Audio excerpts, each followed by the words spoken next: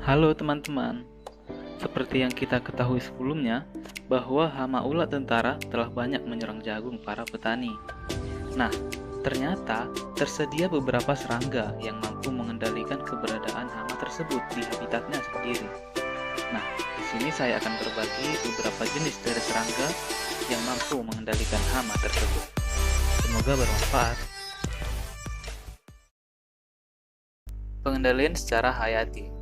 Pengendalian secara hayati ini menggunakan parasitoid, predator, dan juga entomopatogen, teman-teman. Hama ini memiliki banyak musuh alami yang berperan sebagai agen pengendali hayati yang dapat mengurangi dampak dari serangan hama ini sendiri. Pertama, serangga parasitoid, yaitu serangga yang sebagian siklus hidupnya hidup memparasit serangga lain untuk dapat berkembang dan tentu akan membuat serangga yang diparasitinya akan mati. Telenomus remus nixon. Ukuran parasitoid ini cukup kecil, sekitar 0,6 mm. Memang, pada umumnya, ukuran serangga parasitoid itu lebih kecil dari ukuran serangga pada umumnya. Betina Telenomus tertarik pada kumpulan telur, termasuk telur ulat tentara. Larva parasitoid akan berkembang di dalam telur hingga muncul sebagai tahap dewasa. Seekor betina parasitoid ini dapat menyerang sekitar 120-130 telur larva. Telenomus dilaporkan sangat efektif di beberapa negara Amerika Selatan dengan tingkat parasitisme di atas 80%. Celonus insularis. Parasitoid ini berukuran sekitar 5 mm. Parasitoid ini merupakan parasitoid ovo-larval, artinya mereka meletakkan telurnya pada telur serangga lain. Tetapi telur larva parasitoid ini akan memulai perkembangannya pada saat telur selarva yang diparasitinya memasuki tahap star larva terbentuk. Jadi berbeda dengan Telenomus yang cara kerjanya langsung merusak telur, tetapi si Celonus ini menunggu si telur menjadi larva terlebih dahulu, lalu ia akan hidup memparasiti si larva tersebut. Seekor betina Celonus dapat menyerang sekitar 600 telur ulat tentara. Trichogramma. Ukuran parasitoid ini sekitar 0,5 mm. Parasitoid ini akan meletakkan telurnya di dalam telur ulat tentara. Seiring dengan perkembangannya, telur yang terparasit akan menjadi lebih gelap dan hitam ketika parasitoid membentuk kepompong di dalamnya. Seekor parasitoid ini dapat menyerang sekitar 120 telur ulat tentara. Lalat. Beberapa spesies lalat, terkhusus dari famili Tachynidae atau lalat parasit, dapat berkembang pada larva termasuk ulat tentara. Parasitoid ini bertelur langsung pada permukaan tubuh inangnya. Parasitisme segera dimulai setelah ada penetrasi belatung ke inangnya. Biasanya hanya satu lalat yang berkembang pada satu larva yang diserangnya.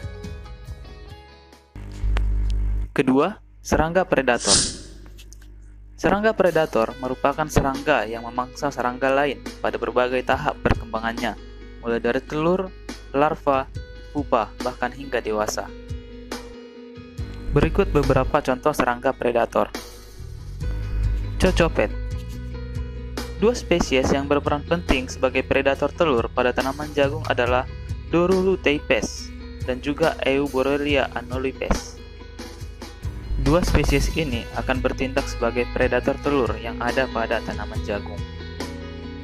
Lalu ada kumbang kepik, di mana kumbang kepik memangsa berbagai serangga seperti tungau, kutu daun, kutu putih, telur, bahkan juga larva Lepidoptera termasuk larva ulat tentara.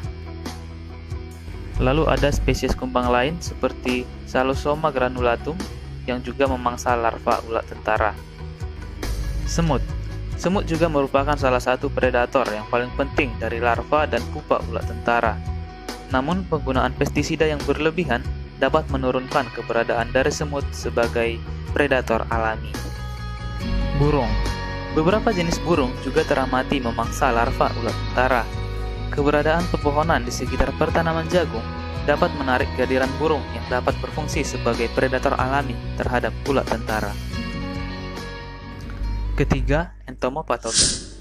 Di sektor pertanian, patogen tanaman termasuk cendawan, bakteri, virus, dan nematoda dapat menyebabkan kerusakan dan penurunan hasil pada tanaman. Akan tetapi, berbeda dengan entomopatogen, merupakan jenis patogen yang hanya menyerang serangga hama, sehingga aman bagi tanaman itu sendiri. Beberapa contoh entomopatogen yang mampu mengendalikan ulat tentara yaitu seperti virus NPVS atau Nuclear Polyhedrosis Virus, dari cendawan seperti Metarhizium, lalu dari bakteri seperti Bacillus thuringiensis, dan juga ada dari golongan nematoda dan juga protozoa.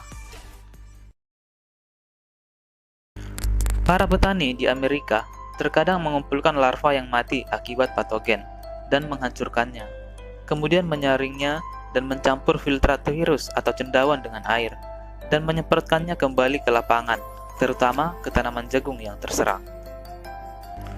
Beberapa ekstrak tumbuhan juga dapat digunakan sebagai pestisida alami, seperti daun mimba, akasia, bunga saliara, jarak pagar, bawang, dan juga tembakau. Pengendalian secara mekanis. Nah, cara ini adalah cara yang paling sederhana yang dapat kita lakukan. Caranya yaitu dengan mencari atau membunuh larva maupun telur hama ini secara langsung. Nah, telur hama ini bisa kita temukan pada bagian daun tanaman secara berkelompok, teman-teman. Jumlah telurnya sangat banyak. Dalam satu kumpulan telur terdapat sekitar 100-300 butir telur. Ukurannya sangat kecil sehingga kita harus jeli untuk melihatnya.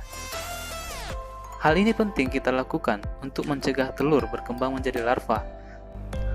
Hal yang sama juga bisa kita lakukan pada fase larva, teman-teman. Nah, perlu teman-teman ketahui bahwa hama ini bersifat kanibal, teman-teman. Jadi, mereka meski awalnya dalam satu kelompok telur, namun setelah menetas, mereka tidak akan hidup berkelompok dalam satu tanaman. Jika itu terjadi, mereka akan saling memakan temannya sendiri. Nah, oleh sebab itu, biasanya dalam satu tanaman hanya terdapat 2 atau 3 ekor larva. Nah, teman-teman bisa langsung menangkap larva tersebut secara langsung.